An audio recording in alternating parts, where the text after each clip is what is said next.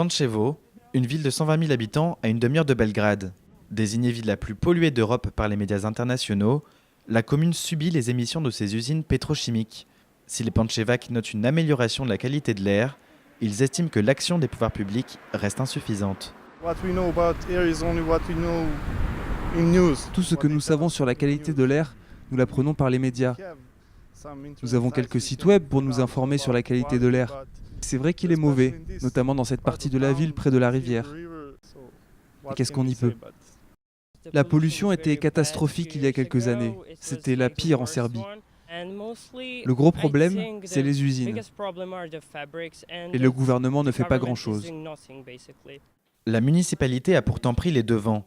En 2004, elle a fait installer 4 stations de mesure de la qualité de l'air pour une surveillance en temps réel. Quand nous avons commencé les mesures, à l'aide de ces nouvelles stations, nous avons remarqué que la concentration moyenne de benzène sur 24 heures était bien au-dessus du niveau autorisé. C'est à ce moment-là que nous avons pris des initiatives avec le ministère et les associations environnementales. La population a réagi dès lors que nous avons mis en place des sirènes pour l'alerter des pics de pollution. Grâce aux indemnités de préadhésion de la Serbie à l'Union européenne, Pančevo a pu moderniser ses installations.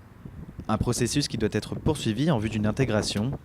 Mais dans un pays qui compte plus de 15% de chômeurs, la priorité n'est pas toujours donnée à l'écologie. Nous manquons de moyens.